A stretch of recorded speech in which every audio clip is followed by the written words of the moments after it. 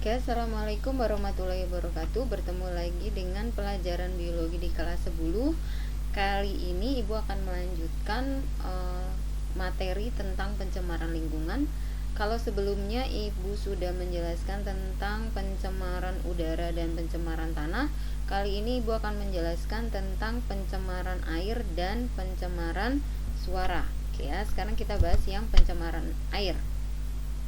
Apa itu pencemaran air? Pencemaran air adalah masuknya zat atau komponen ke dalam perairan yang mengakibatkan turunnya kualitas perairan. Nah, akibat dari pencemaran air yang biasa kita rasakan itu adalah banjir, ya, yang baru-baru ini melanda Jabodetabek, gitu ya.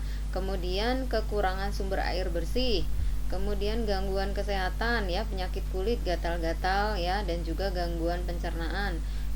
Kemudian yang paling pasti adalah merusak ekosistem yang ada di dalam air.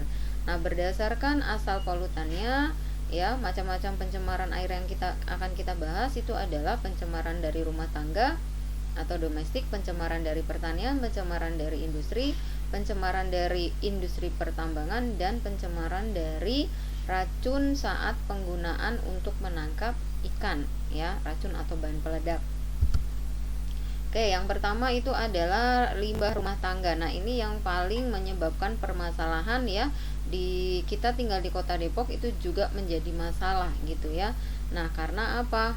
Karena saking banyaknya penduduk dan saking banyaknya orang menghasilkan sampah, ya, apalagi sampah dari rumah tangga. Nah, itu menjadi limbah terbesar yang sebagai sumber permasalahan yang ada di Jabodetabek. Nah, timbunan sampah itu dapat mengakibatkan pasti kualitas turunnya perairan, ya.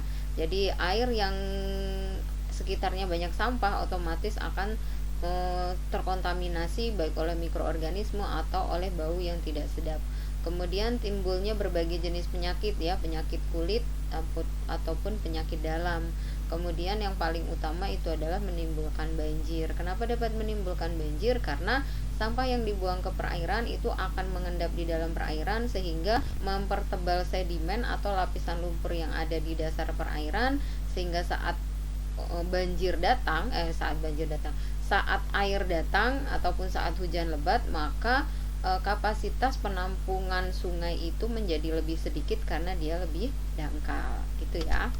Oke, yang selanjutnya adalah limbah pertanian. Nah, limbah pertanian itu biasa yang digunakan dalam pertanian dan menyebabkan permasalahan itu adalah penggunaan pestisida dan pupuk. Pestisida itu untuk membunuh organisme. Kadang-kadang yang organisme bukan targetnya juga ikut mati, baik itu yang ada di dalam tanah maupun di dalam perairan. Apalagi kalau orang membuang sisa pestisida di dalam perairan, otomatis air akan tercemar dan makhluk hidup yang ada di dalam air, ikan itu juga bisa mati.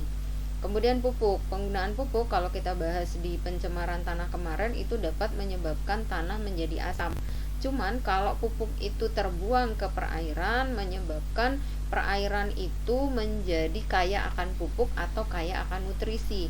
Nah, hal tersebut itu disebut dengan eutrofikasi. Jadi kalau ditanya apa itu eutrofikasi, adalah pengkayaan nutrisi dalam perairan. Nah, apa akibatnya kalau air itu kaya akan nutrisi? Maka yang akan tumbuh, ya, secara pesat atau terjadi blooming itu adalah tumbuhan air. Nah, contohnya tumbuhan air itu apa? Bisa teratai ataupun bisa eceng gondok. Atau tumbuhan kalau yang lebih kecilnya, ya, itu adalah alga. Nah, apa akibatnya kalau terdapat banyak tumbuhan air? Tumbuhan air itu, ya, pasti kalau dia akan memerlukan tempat atau habitat, terutama di dalam perairan. Nah, karena dia memerlukan tempat, maka ada kompetisi untuk memperebutkan tempat tersebut. Kalau kompetisi pasti ada yang kalah dan yang kalah akan mati. Nah, yang mati ini memerlukan proses pembusukan. Semakin banyak tumbuhan, semakin banyak tumbuhan juga yang mati. Nah, kalau tumbuhan mati memerlukan proses pembusukan, nah itu dilakukan oleh mikroorganisme yaitu jamur dan bakteri. Proses pembusukan memerlukan oksigen yang terlarut di dalam air untuk prosesnya. Sehingga semakin banyak proses pembusukan, semakin banyak oksigen yang dipakai. Sehingga oksigen yang terlarut dalam air itu menjadi lebih sedikit. Kalau oksigennya lebih sedikit, berarti organisme dalam air akan kekurangan oksigen sehingga menyebabkan hewan-hewan atau makhluk hidup yang ada di dalam air akan mati. Nah, selain itu, eutrofikasi, proses pembusukan tersebut juga akan meningkatkan pendangkalan air. Karena apa? Karena sedimentasi dalam perairan. Oke ya. Selanjutnya, yaitu limbah dari industri. Limbah industri itu dapat mengandung zat-zat berbahaya atau logam berat. Ya, Hg itu merkuri, Pb timbal, Cu kuprum, Zn zinc, Ni nikel, itu mengakibatkan gangguan kesehatan dan kecacatan pada manusia. Kemudian kalau dia industri dari ternak, kotoran ternak itu dapat, kalau dia dibuang ke perairan atau dibuang ke tanah, dia dapat menurunkan kualitas air tanah ataupun kualitas perairan menjadi bau ya. Kemudian sampah dari industri makanan itu juga dapat menurunkan kualitas air dan juga perairan, air dan juga air tanah. Kemudian limbah pertambangan. Nah, biasanya ini terjadi kalau misalkan limbah di perusahaan minyak lepas pantai atau pengeboran minyak lepas pantai, bisa saja pipa-pipanya itu bocor, atau juga kapal-kapal untuk mengangkut minyak itu rusak, kemudian terjadi tumpahan minyak ya, minyak mentah di permukaan laut. Nah, di sini nih contohnya. Jadi karena dia itu masih berupa minyak mentah ya, jadi dia akan menutup sangat tebal di permukaan air. Nah, berarti dia menghalangi cahaya matahari untuk sampai dasar perairan. Nah, ini akan mengganggu fotosintesis yang terjadi pada tumbuhan air. Nah, itu akan merusak ekosistem air. Kemudian kalau dia mengenai hewan-hewan yang ada di air, ini adalah hewan yang mencari makan di perairan ya, sayapnya terkena minyak, lengket, dan dia nggak bisa terbang lagi.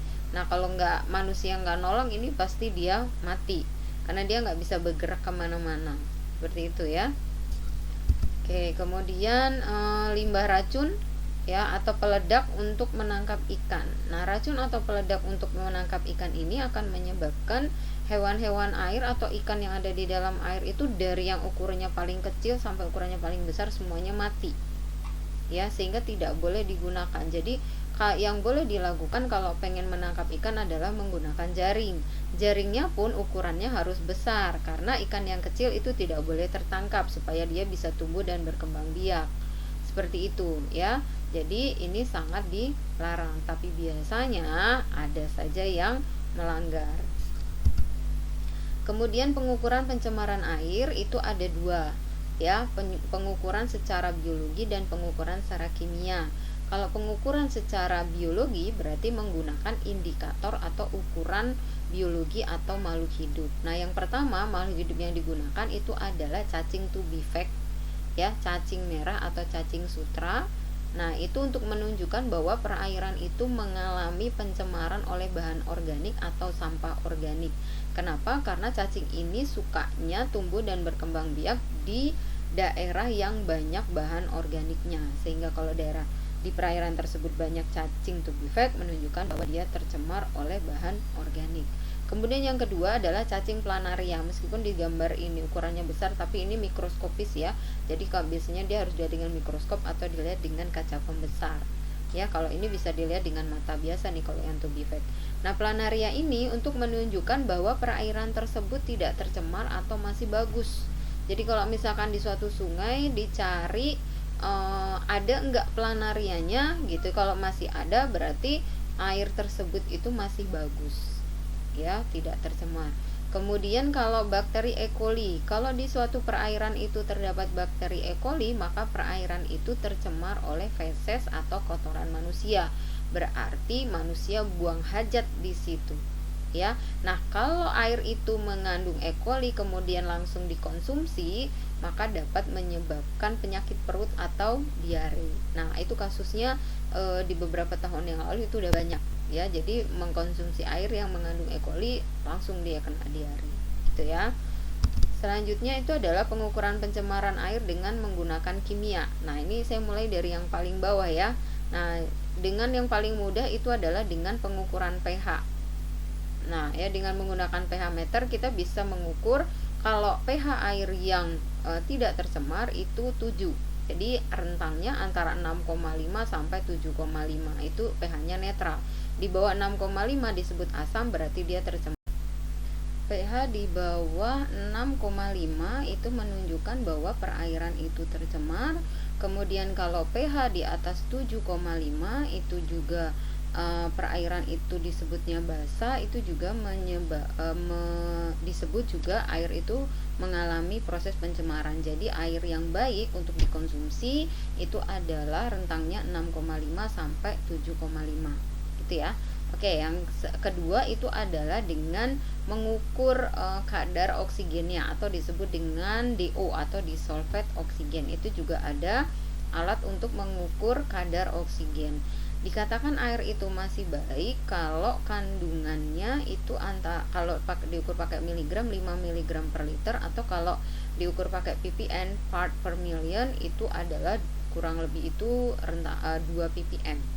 Jadi semakin rendah kadar oksigen maka kualitas air itu semakin jelek atau semakin turun ya. Jadi bagusnya kadar oksigen itu tinggi dalam air, atau kalau bisa di atas 5 atau di atas 2 ppm.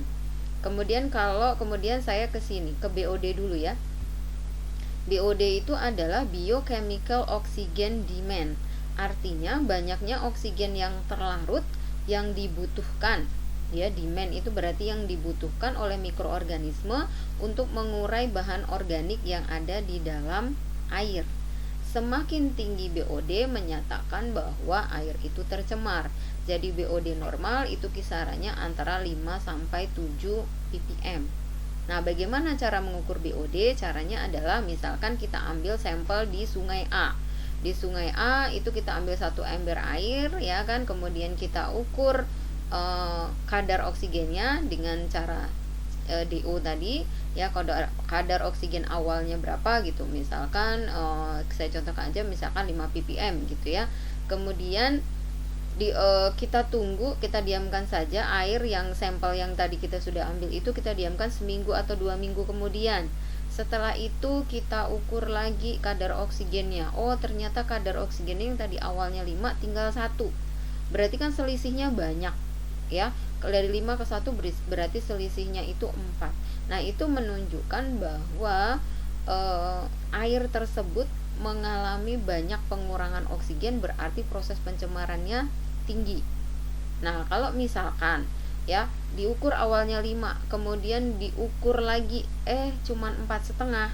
Nah, berarti kan cuman berkurang setengahnya tuh kadar oksigennya. Itu menunjukkan bahwa air tersebut tidak tercemar ya. Artinya selisih antara awal dan akhir itu sedikit atau BOD-nya kecil. Jadi semakin kecil BOD-nya maka pencemaran akan semakin tidak tercemar gitu ya. Jadi kalau BOD-nya kecil tidak tercemar, BOD tinggi itu menunjukkan kalau air tercemar. Oke, sekarang CO. CO itu adalah chemical oxygen demand. Itu adalah jumlah oksigen yang diperlukan agar bahan limbah atau buangan dapat teroksidasi melalui reaksi kimia. Nah, ini biasanya kalau COD ini digunakan untuk limbah industri. Jadi, pemilik industri harus menambahkan oksigen pada limbah yang akan dibuang supaya tidak mencemari lingkungan. Nah, itu yang disebut dengan COD. Jadi kalau COD itu berlangsungnya tidak secara alami, kalau BOD berlangsungnya secara alami. Oke ya. Nanti perhatikan lagi, pelajari kembali supaya kalian lebih paham. Oke, sekarang saya lanjutkan ke pencemaran suara.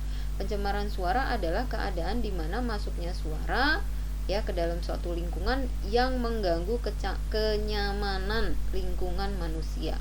Nah, suara itu dikatakan sebagai pencemar itu di atas 50 desibel. Nah, seperti suara orang berteriak, suara kendaraan yang digas-gas. Nah, itu biasanya kalau untuk yang balapan. Kemudian suara mesin industri atau suara kereta atau suara pesawat terbang. Nah, itu juga termasuk yang mengganggu. Nah, itu disebut sebagai pencemaran. Nah, pencemaran suara itu dapat mengakibatkan susah tidur dan susah konsentrasi, sehingga bisa akan menimbulkan stres yang berkepanjangan. Stres yang berkepanjangan akan menimbulkan penyakit. Nah, seperti itu ya. Kemudian dapat menyebabkan pastinya adalah cacat pendengaran. Nah, saya pernah punya teman, dia tinggalnya di lingkungan yang dekat rel kereta. Nah, berarti kan berapa menit sekali itu kan kereta datang ya. Bagi mereka yang sudah biasa tinggal di situ, jadi mereka biasa berteriak. Jadi kalau misalkan kita ajak ngobrol biasa dengan suara yang biasa, dia akan nanya, "Hah, apa?" Nah, gitu tuh. Ya, jadi sensitivitas terhadap suara itu menjadi kurang, atau kita sebutnya itu mungkin orang budek ya, karena terbiasa mendengar suara bising, giliran nggak bising malah nggak denger. Nah, seperti itu ya. Jadi efek dari suara itu biasanya memang tidak pada saat itu ya, tetapi bertahun-tahun kemudian. Nah, demikianlah materi kita. Yang kita bahas adalah pencemaran air dan pencemaran suara ya. Tolong dipahami ya, sehingga kalian paham dan dapat mengerjakan soal latihannya. Oke, terima kasih, jaga selalu kesehatan ya. Assalamualaikum warahmatullahi wabarakatuh.